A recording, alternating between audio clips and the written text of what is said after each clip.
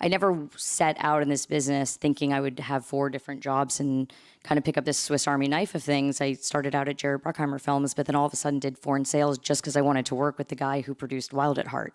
And all of a sudden my entire like shift of what I was working on was really more towards my taste, and I'm unbelievably, thankful and happy that I made those decisions. But I worked as a foreign sales agent. I then worked in domestic sales at a small indie company. And then I joined WME, which was really not at all the place I thought I would ever end up. But I really saw it as an opportunity where you have an unbelievable amount of access. You get to work with some of the greatest artists. I mean, one of the first movies I worked on when I joined there was working with Ryan Coogler, and I got to see Fruitvale Station, and I was like, okay, I'm at the right place.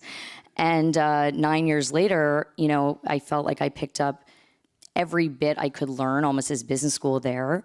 Went through some personal things, had my first baby, unfortunately lost my father, and then kind of came the pandemic hit. And it was just kind of this moment where I think for all of us, we really felt like, what are we spending our time doing, right? I'm hit with that twice by a loss and also a new kid. And so I really took it as a moment, if I'm already home, let me start figuring out and spending the time figuring out without any distractions, no baby showers, no weddings, no all those other things, like I can just be home. And that's when I started putting together a business plan for the company.